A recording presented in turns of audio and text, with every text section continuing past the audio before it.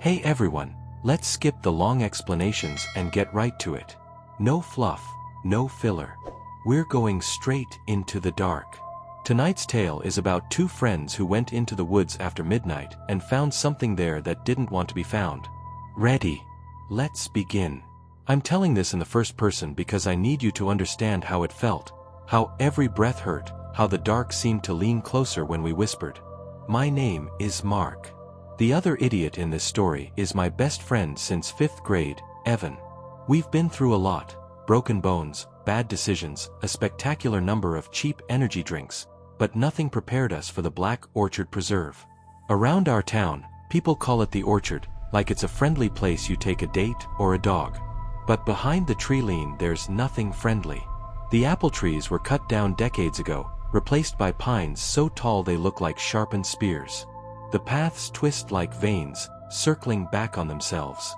You can walk for an hour and end up where you started, except you won't recognize it.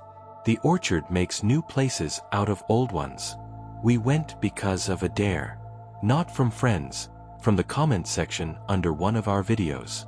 We do urban exploration, closed malls, abandoned houses, a storm tunnel that smelled like something died and then got bored of dying and tried again. The comments said, "You too think you're hard? Go to the orchard. Don't forget to bring bells." Another said, "If you hear your name, it isn't us." We laughed at first, and then, predictably, we made a plan. Midnight, no lights until we were deep enough, one camera on a chest rig, one handheld. We'd do a cold open out there, no title card, no "What's up guys," just breathing and tree trunks and the sound of our shoes crushing the frost. It was colder than we expected. The kind of cold that turns your breath into a small ghost that never quite leaves your lips. The sky was a greasy black lid and the moon couldn't find a slot to fit through. On the approach road, the town behind us felt like a rumor someone told at a party we weren't invited to.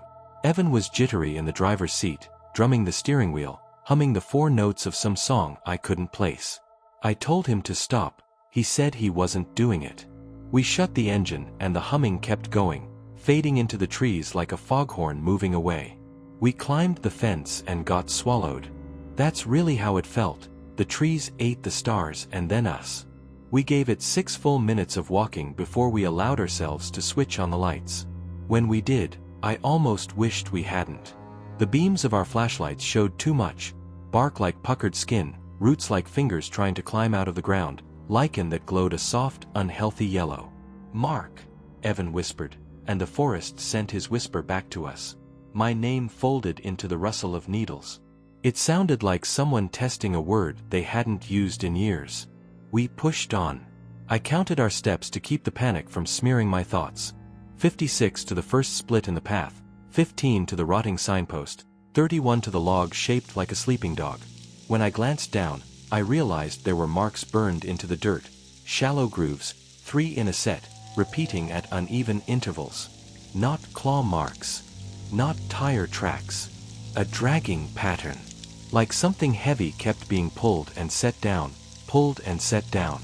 The first strange thing happened at 9 minutes. The timestamp on our camera said 9 minutes and 23 seconds when we heard the bell. It was small and perfect, the note of a brass bell held by a careful hand. Once, twice, 3 times, with patient silence between. We looked at each other and mouthed different words. I said, "Wind," he said, "Someone." There was no wind. I remembered the comment, "Bring bells," and wondered belatedly if that had been advice or a warning. We followed the sound because that's what we do. Danger is content. The path narrowed, trees bending together so our lights made a tunnel. We kept hearing the bell just ahead of us, sometimes to the left, sometimes to the right. Once, above us. I didn't look up. We stepped into a small clearing and found the bell hanging from the lowest branch of a pine. It was polished to a sad little shine, tied with a red ribbon that had turned brown where the sap touched it. Evan raised the camera and I reached out to still it, because the branch was shaking. Not swaying like branches do. Shaking in tight, deliberate jerks, as if someone small and angry clung to it just out of sight. The ribbon snapped.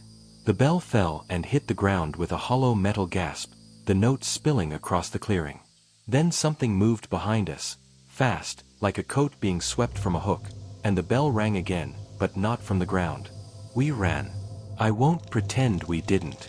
We ran not because the bell chased us, though it did, but because the trees started knocking. A dull, spaced rhythm, knock, knock, knock, a pause, knock knock. It felt like the forest learning the beat of our hearts and clapping along. Left. Evan yelled, and I followed him left, which was a mistake. The path led downhill to a creek that didn't show on any of the old maps we'd studied. Our lights found water, a reluctant silver ribbon. The creek didn't babble over stones, it whispered. Not words, exactly. Just the cadence. I didn't want to kneel, but I did. The surface was so still I could see us reflected. 2 pale cones of light where our faces should be, and behind us, crowding the bank, 8 or 9 more cones. But when I turned around, there was nothing there. We crossed on a fallen trunk. On the far side, the ground was soft and kept a record of US. 2 sets of boot prints side by side. 40 steps later, the prints multiplied. A 3rd pair, small, barefoot. Then a 4th set, then a 5th. They walked with us for a time and then wandered off into the bracken like children bored with a game. Evan started to talk too quickly, the way he does when he's close to panic and pretending he's not. It's fine. It's fine, it's just the town kids, they probably hang out here to smoke. It's probably a whole thing, they scare people, it's like a community theater project. He laughed and it sounded like the bell, which made us both stop. I asked him to do it again. He said, "Do what again?" His laugh came back normal and thin. We found the orchard then, or what was left of it.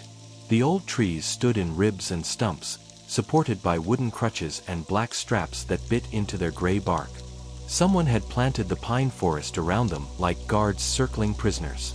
In the center of the field was a hut, no bigger than a tool shed, built from rough planks and roofed with shingles that glittered with frost. A symbol was carved into the door, a circle with 3 long cross marks that reached past the borders, like a child's incorrect son. There were bells tied to the eaves. The door was barred from the outside with 2 beams that looked too new, their ends clean and pale. Evan said, "Who bars a door from the outside?" And I said, "Someone who wants to keep something in."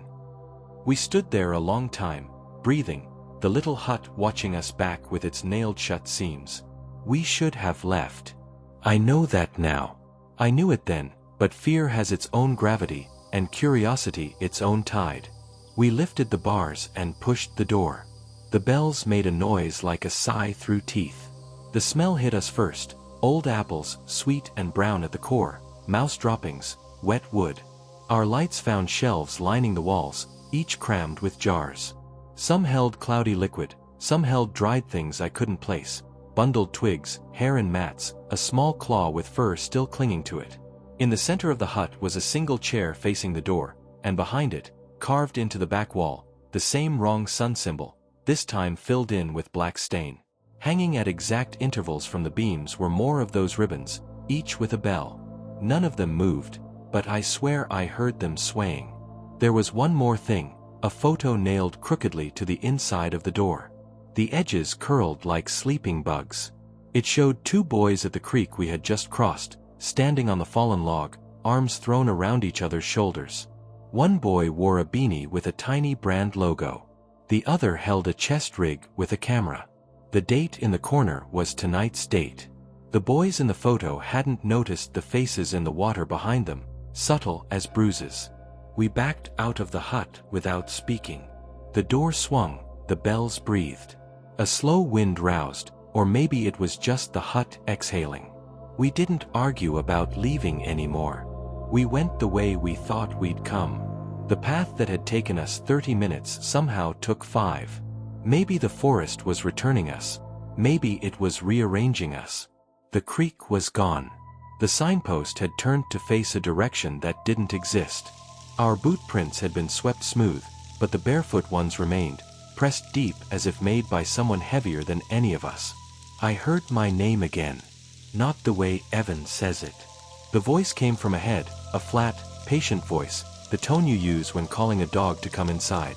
Mark. A pause. Mark, this way. I stopped. I couldn't help it. My hand went cold around the flashlight. Evan grabbed my sleeve and hauled me into the trees, not down a path at all.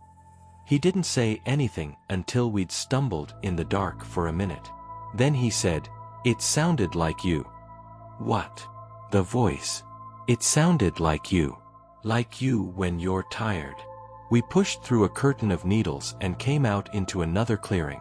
The ground there was laid with broken slate in a rough ring, like an unfinished fire pit.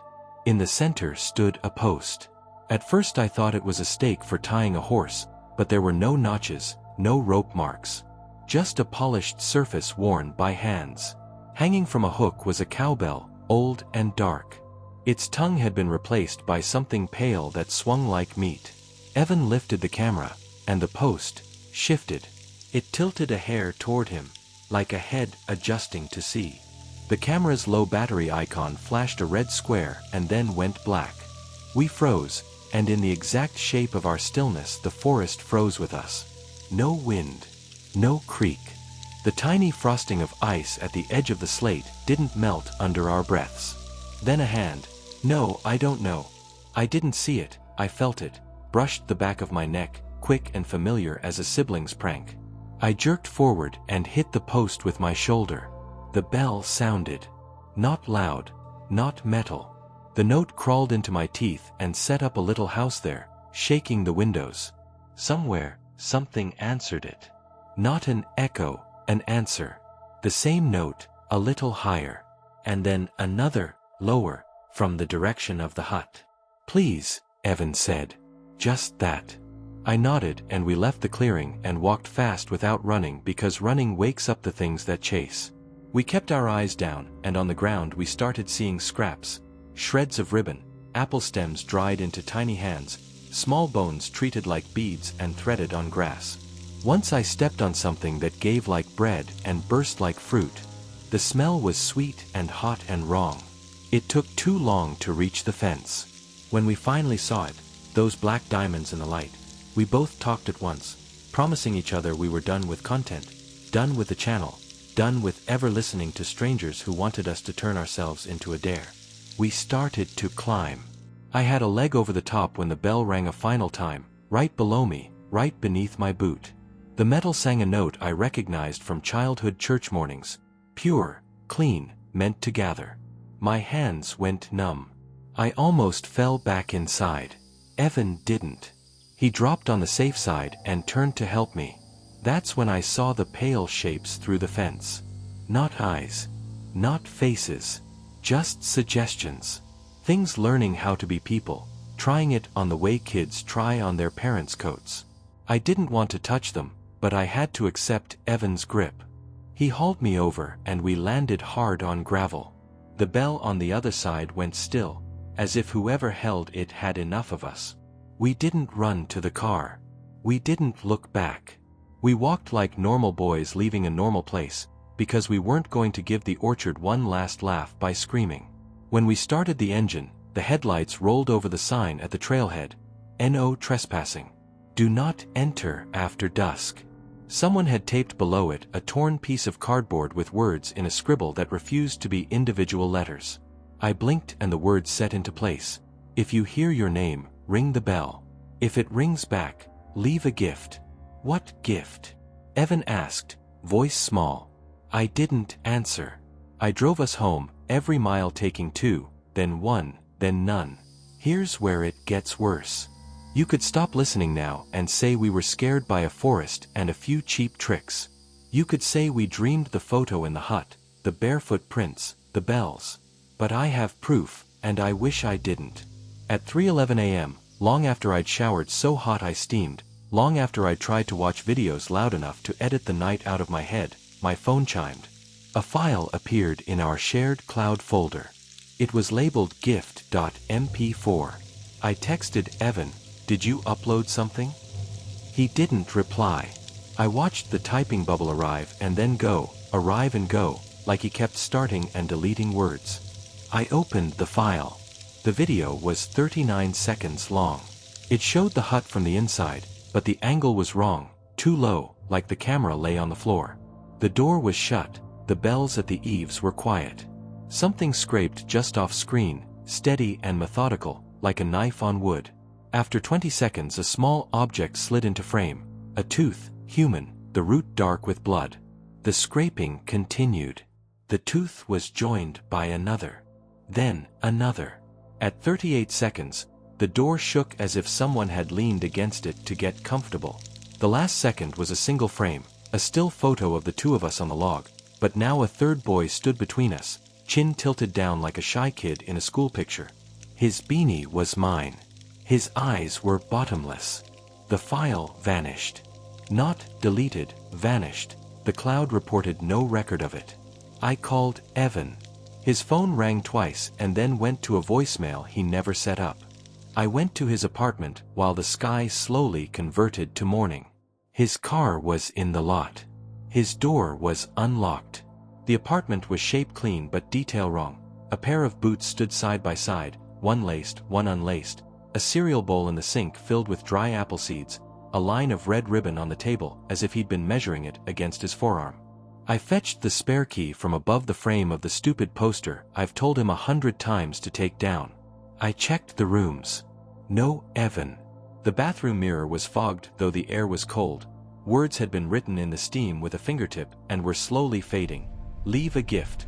The police took the report and wrote it with the weary hands of people who have typed the word adult many times. They asked if Evan had a habit of disappearing. I said no. They asked if he had enemies.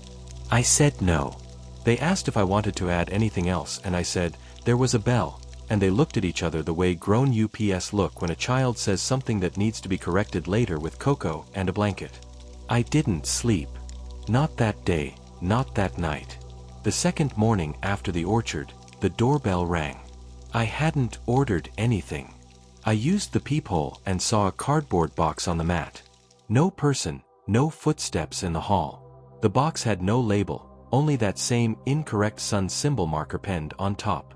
Inside, under a layer of brown tissue, lay my chest-rig camera. It should have been in the back seat of my car where I left it. It was warm, as if someone had kept it under a jacket. I powered it on with shaking hands and there on the card was one file. No name, no date. I pressed play and the first frame punched the air out of me. It was the hut. The same wrong angle. The bells silent. The scrape on wood. I watched even though every part of me begged not to. At 13 seconds, something shuffled toward the lens. Two hands lowered into view. They were Evan's hands. I know the little scar on the left thumb where he'd opened a can wrong. I know the blunt ink mark on the right index finger from when he forgot he was holding a Sharpie. His hands held a small bell by a ribbon darker than blood. He lay it before the camera like a gift given by a loyal pet. Then he leaned closer, and for a second I saw his face not as a reflection, not as a memory. It was Evan. And it wasn't. His mouth opened as if to speak, but instead he inhaled. Fast, impossible, and the bell's ribbon crawled across the floor toward him and up into his mouth like a eel climbing a pipe.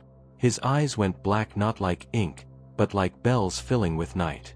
He smiled the way a person smiles when finally, the word they have been trying to remember returns to them, and the video ended.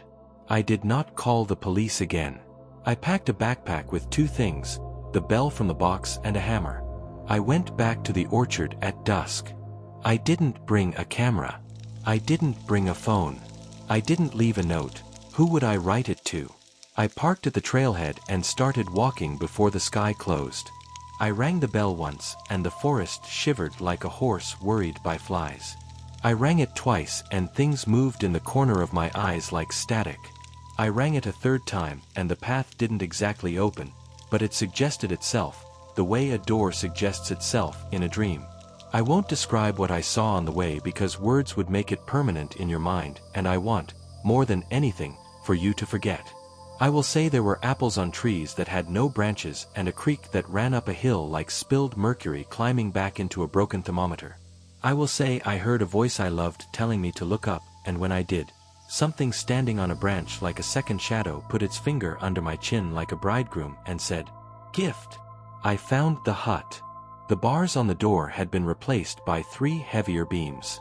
I set my bell on the ground, lifted the hammer, and struck each beam until the wood loosened like old teeth. The bells on the eaves sang and the forest answered, and I didn't care. I opened the door and stepped inside, and there he was. Evan sat in the single chair facing the door. His eyes were closed. His hands rested on his knees, palms up, as if he were waiting for rain. On each palm lay a tooth. Not his. Not mine. Not anyone's who would miss them. Behind him the wrong sun glared black and wet like a fresh tattoo. "Wake up," I said. "Please, man. Wake up." He did. He opened his eyes slowly, as if I had interrupted a complicated dream, and smiled, so gently, I almost cried with relief. "You brought something," he said, and I nodded, eager, stupid. I held up the bell. He looked at it like a dog looks at a hand it knows will praise or strike. "That's yours," he said. "Ours are on the wall." I looked where he nodded. On a peg to my right hung 2 bells. The ribbons were new. Names had been written on them in ink that wasn't ink. One said Evan. The other said Mark. I don't know how long I stood there. The room tilted not like in fear but like a ship finding a different ocean below it.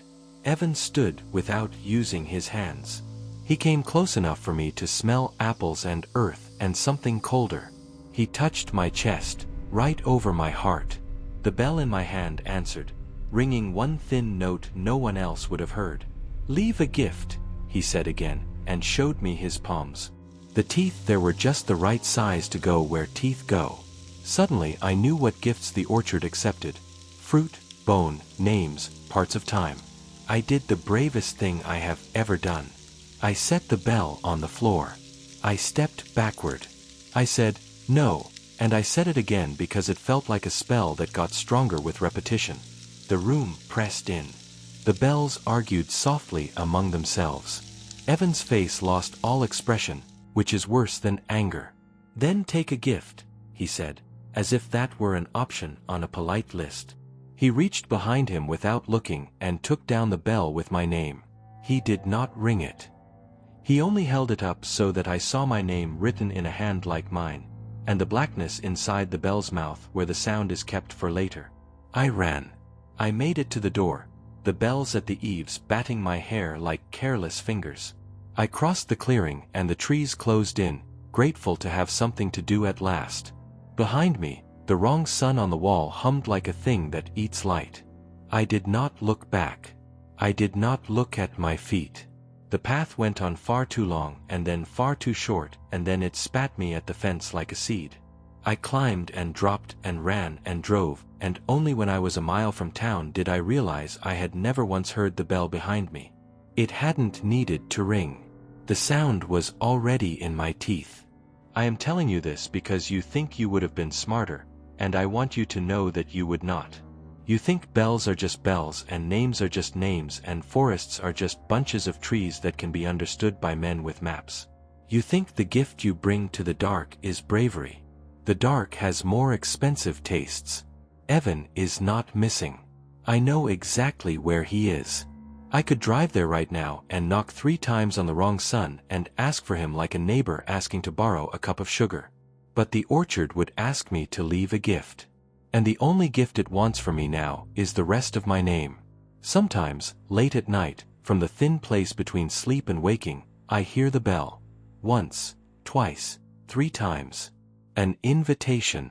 And every time, from very far away, and also from the other side of the mirror, something rings back. And that's where our story wraps up. If your hands are shaking a little, that's normal. Mine are too. If you liked this ride into the dark, you know the drill. Hit subscribe, tap like, and ring the bell. Just make sure it's the right one. Share this with a friend you'd trust to follow you into the woods, and one you'd trust to bring you back. I've got more nights to tell you about, so keep the light on, keep the door locked, and I'll see you in the next one.